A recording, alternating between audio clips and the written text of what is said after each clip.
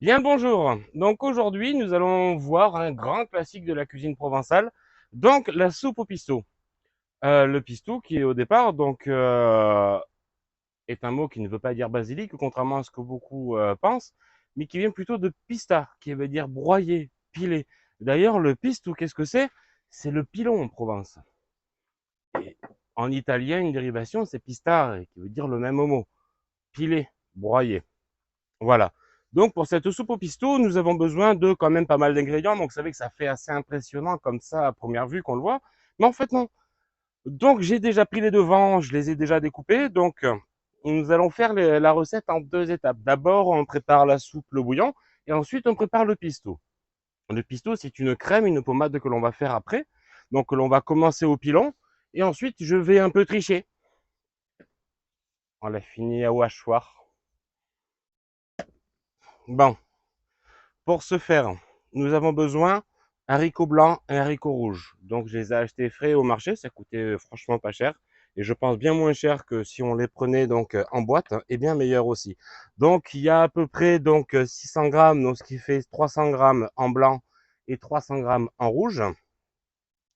Et il y a à peu près l'équivalent de deux poireaux petits ou un gros poireau, ça dépend. Suivant ce que vous trouvez. Vous prenez deux petits ou un gros poireau. Là, les pommes de terre, donc il y a 3 à 4 pommes de terre.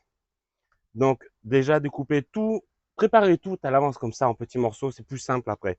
Donc là, vous avez une branche et demie, pardon, excusez-moi, donc de céleri.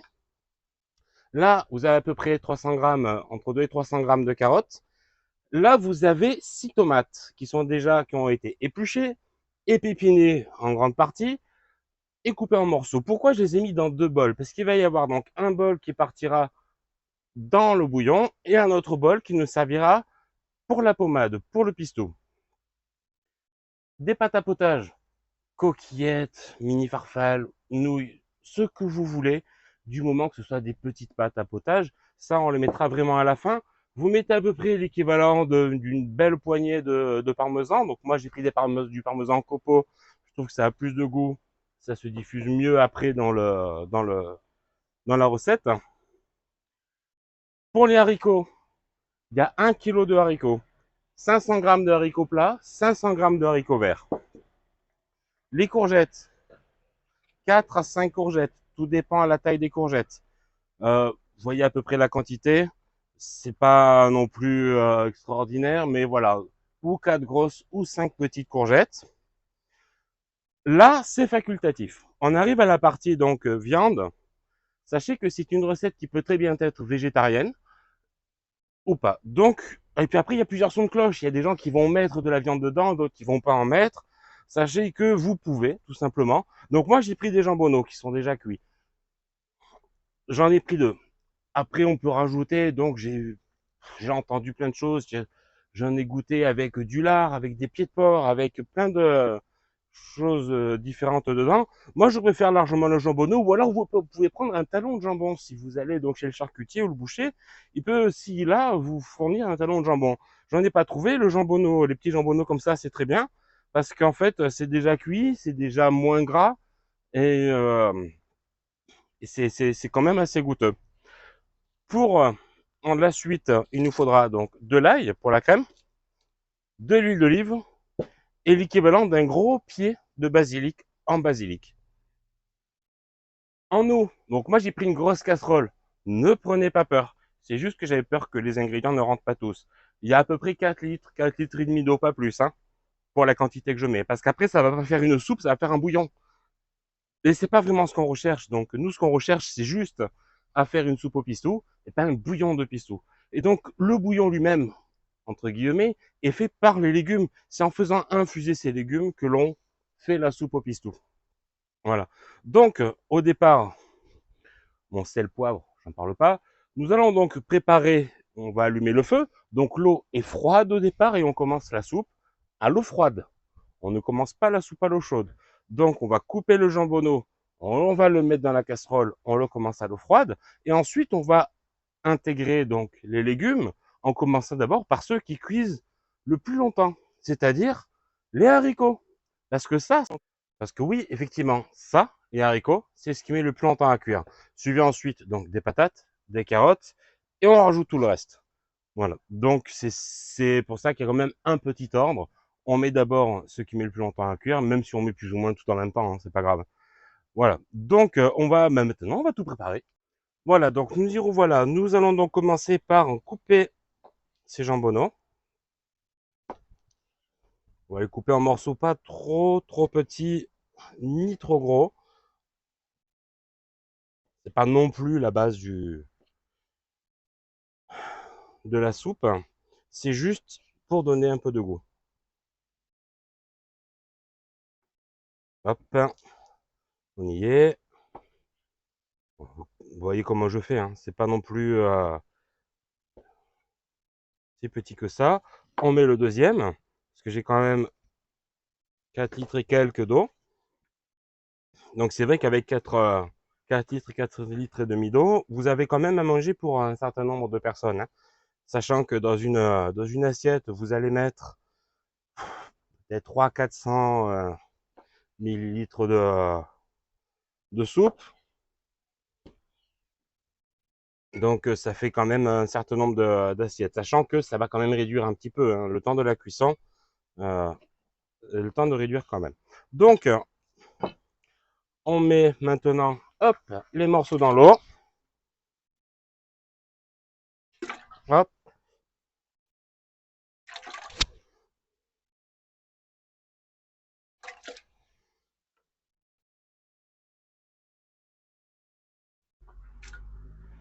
Voilà, donc ça commence à cuire, à chauffer tout doucement. Donc j'ai allumé l'eau juste avant de relancer la vidéo.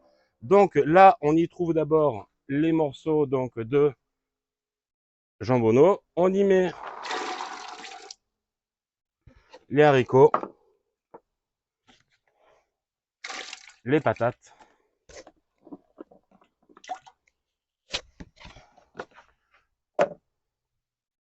les carottes,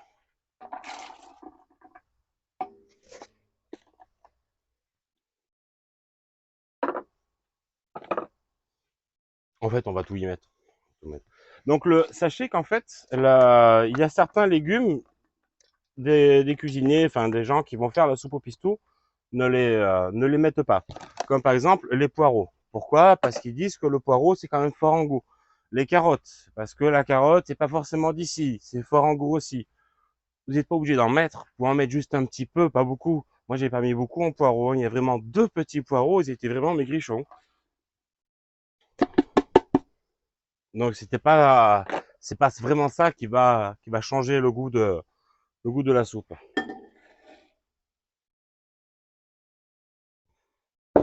Oui, j'ai tout mis, je sais. Par contre, on met que un bol de tomates. Vous mettez que 3 tomates sur le début de la recette. Le reste des tomates, on verra après, donc quand on va faire la pommade avec. D'ailleurs, je vais récupérer ce bol pour pouvoir faire ma pommade. Donc, vous verrez là, déjà, on va le préparer. Je vais aller laver le basilic. Là, je vais mettre les courgettes. J'irai laver le basilic et ensuite, je vous montrerai la préparation de la pommade. La pommade, on le mettra vraiment à la fin de la cuisson. On ne la cuit pas avec, c'est-à-dire qu'on va mettre l'ail qu'on aura pilé, qu'on aura haché, qu'on aura broyé, avec donc la tomate qui reste, le parmesan, de l'huile d'olive. Pourquoi j'ai pas forcément mis de l'huile d'olive là? Je pourrais en mettre, mais il y en aura déjà pas mal dans la pommade. Donc les feuilles de basilic et la tomate, tout ce qu'on va mettre en fait va être pilé, va être broyé. Et ça, c'est à la fin qu'on le fait. Il faut pas que ça recuise, il faut pas que ça boue avec. Donc on le met vraiment à la fin de la cuisson. Avec, on aura rajouté un peu d'haricots blancs et de jus de cuisson dans la pommade pour un peu épaissir le tout. Et c'est ça qui fait le pisto. Parce qu'on l'aura pilé. Pista. Pilé en provençal. Les pâtes, 10 minutes avant la fin de la cuisson, on les rajoutera dedans. L'ail pour la pommade. Le sel et le poivre à la fin de la cuisson. Quand vous avez un plat comme ça, on ne sale jamais au début. Pourquoi? Tout simplement parce que vous allez trouver que c'est pas salé du tout. Vous allez en mettre. ça va réduire et ça sera trop salé. De même que si vous regardez en milieu de cuisson, ça sera exactement pareil. Vous allez saler à votre goût et vous allez vous rendre compte que, en fait, c'est trop salé en fin de cuisson. Pourquoi? Parce que ça réduit. On sale toujours en fin de cuisson. On assaisonne toujours en fin de cuisson. Donc voilà, donc maintenant, on est bon, on va pouvoir laisser tranquillement. Le feu marche toujours, on couvre et on revient dans 30 minutes pour voir ce que ça donne. Et dans 30 minutes, on pourra commencer donc le pistou. D'ici là, vous allez cueillir votre basilic, vous arrachez un plant, vous allez piquer chez le voisin, en fait, comme vous voulez. Il faut à peu près l'équivalent d'un gros pied de basilic. Donc le mieux, c'est le basilic à grosses feuilles plutôt qu'à petites feuilles. C'est pas le même parfum et on préfère. Le petite feuille, c'est plus pour la salade de tomates, vous voyez. Après, c'est mon goût personnel, mais je vous conseille plutôt donc le basilic à grosses feuilles pour la soupe au pistou.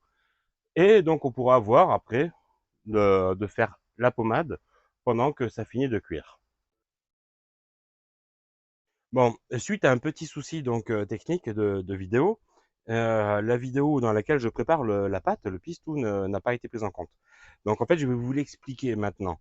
Donc qu'est-ce que j'ai fait? J'ai pris donc mon plant de basilic, j'ai détaché toutes les feuilles, j'ai lavé les feuilles et je les ai mises donc dans ce bol. Ensuite, j'ai pris 6 gousses d'ail que j'ai hachées au couteau, que j'ai mis dans le bol. Vous n'êtes pas obligé de prendre 6 gousses d'ail. Vous pouvez en prendre moins si vous aimez moins l'ail, ou plus si vous aimez bien l'ail. Sachez que c'est pas une soupe à l'ail qu'on fait, c'est une soupe au pistou. Donc c'est juste après à vous de trouver donc le bon accompagnement, ben, le bon assaisonnement pour l'ail. Donc j'ai mis ça dans ce bol-là, dans lequel j'ai rajouté un peu d'huile d'olive, de sel et de poivre. J'ai pris au pilon, j'ai écrasé pendant un moment. Ensuite, pour bien finir donc de mixer, de faire ma pâte, mon pistou comme on l'on dit, j'ai triché, je l'ai mis dans ce hachoir. J'ai tout mis dedans. J'ai haché. Donc une fois que j'avais ma pâte donc bien hachée, bien mixée, je l'ai reversé dans le bol dans lequel j'ai mis les tomates, les 3 tomates épluchées et pépinées qui nous restaient, ainsi que 3 à 4 cuillères de légumes avec un peu de jus de la préparation ici, ainsi que le parmesan. Et donc, j'ai tout pris au pilon, là, ici, pour faire donc comme cette sorte de pâte, en fait, de mixture. Et ce qui vous permet de voir, donc, en le passant donc au pilon, de voir hein, la cuisson des légumes. Sachez qu'en fait, là, je l'ai fait, donc, ça fait effectivement un moment que ça cuit. Ça fait plus d'une demi-heure, comme je vous disais.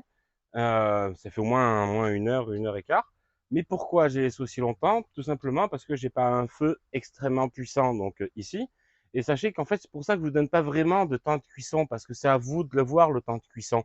C'est pas comme un paquet de pâtes où on va voir effectivement 10 minutes, 15 minutes ou 10 minutes pour du riz. Non, c'est à vous de voir. Donc, quand vous mettez en place votre casserole, ça va être en fonction de la casserole, de la qualité donc de votre feu, que ce soit électrique ou à gaz ou peu importe. Et vous voyez donc ça commence à cuire. Quand vous voyez donc, quand vous ouvrez votre couvercle et que vous voyez que ça bout, et que quand vous prenez votre cuillère, les légumes commencent à être fondants, c'est-à-dire qu'ils commencent à s'écraser sous la cuillère. Donc, c'est là que vous pouvez commencer à prendre vos légumes pour les mettre dans votre bol pour en faire votre pâte. Avant, c'est pas la peine parce qu'ils sont trop durs. Et là, vous pouvez donc le laisser un certain temps, pas vous dire de temps, et vous verrez quand vous prendrez votre cuillère, que vous écraserez les légumes dans votre casserole, que c'est là, quand ils deviennent tous fondants, que ce soit les patates, les haricots, les courgettes qui fondent tous sous la cuillère, vous verrez que c'est là que ça commence à être cuit. Donc quand ils sont tous fondants donc sous votre cuillère, vous pouvez rajouter les pâtes. Vous savez que 10 minutes après, vous l'arrêterez. C'est à vous de gérer ça. C'est pour ça que je ne peux pas vous dire tant de temps ou un certain nombre de minutes de cuisson parce que chez chaque personne, c'est différent. Et après, je vais avoir des messages. Oui, mais ta soupe, elle n'était pas bonne, elle n'était pas cuite, etc. C'est à vous de voir. Donc, une fois que les légumes sont fondants, vous le verrez, vous rajoutez les pâtes. 10 minutes après, environ, vous goûtez les pâtes, hein, vous savez que c'est prêt. Et quand c'est prêt, que vous avez éteint tous les feux sous votre casserole, vous rajoutez cette pâte, là, celle qu'on vient de faire. Donc, vous prendrez votre maryse, une maryse et pas une spatule, et vous verserez donc la pâte, le pistou, directement dans la casserole. Vous mélangez et vous servez directement. Voilà, c'est ce que je voulais vous préciser. Donc, je suis désolé parce que je pensais avoir filmé l'intégralité donc de la préparation de cette pâte, mais ça n'a pas pu être fait suite à un petit souci technique. Hein. J'ai parlé dans le vide, comme on dit. Euh, voilà. Donc, si vous avez des soucis, des questions, n'hésitez pas. Donc, vous pouvez donc les poser. J'y répondrai bien volontiers. Voilà. Donc, maintenant, ce qui reste à faire, c'est bien attendre que les légumes soient fondants. Et ensuite, je reprendrai donc la vidéo. Je vous montrerai. On versera les pâtes. Et après, je reprendrai donc la vidéo pour verser le pistou, mélanger et vous montrer donc à quoi ça doit ressembler.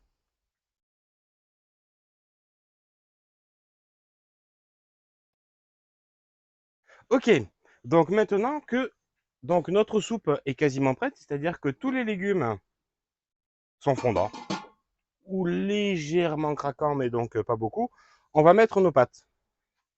Hop, voilà. On mélange bien pour qu'elles soient bien réparties donc dans la soupe. Et là, donc, je vais rapprocher la caméra juste après. Donc, vous vous rendrez compte en fait que ben, la soupe, elle prend une belle part de la gamelle, de la casserole. Et donc, c'est pour ça que l'on met donc une certaine quantité d'eau, donc 4 litres, 4 litres et demi, pour la quantité de légumes que l'on a. Parce que là, je vais vous montrer, donc je vais rapprocher, et vous allez vous rendre compte tout de suite, en fait, que, eh bien, le, la soupe, le liquide que j'ai mis, donc c'était pas innocent ce que j'ai fait. C'est que les légumes, donc, ont vraiment tout pris. Et en plus de ça, l'eau, donc, a bien réduit, et on va avoir une belle soupe au pistou. Donc là, il est, hop, je regarde l'heure. On va laisser donc une dizaine de minutes. Ensuite, on va rajouter le pistou après et on servira directement. Donc, hop, je vais rapprocher la caméra pour que vous puissiez voir. Voilà, vous voyez l'aspect que ça fait. Donc là, on peut retourner. Donc je disais, c'est pas un bouillon, c'est vraiment une belle soupe. Donc on va pouvoir donc laisser mijoter encore une bonne dizaine de minutes. Et après, donc on sera prêt à mettre le pesto. Voilà, donc maintenant les coquillettes sont prêtes, sont cuites. Nous allons verser, j'ai coupé le feu, on va verser donc la pâte, le pesto, le pisto directement dans la casserole avec la maryse. C'est une maryse, c'est pas une spatule.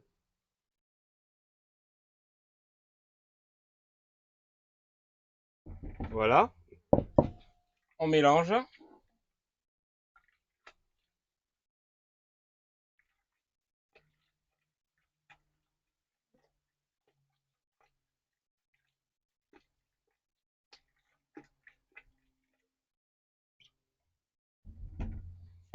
Et on peut servir donc directement. Donc je suis désolé si vous m'avez peut-être pas entendu sur la dernière séquence, parce que j'avais oublié de mettre le micro. M'en voulez pas. Donc c'est vrai que cette vidéo fut assez laborieuse à faire, tout simplement parce que j'ai pas mal de soucis techniques avec le téléphone. Euh, J'en referai une autre de soupe au pistou plus tard, donc dans des conditions bien meilleures. Donc je vous remercie donc de m'avoir suivi. Et puis, donc, je vous dis à la prochaine pour une autre recette provençale ou non. Bonne soirée!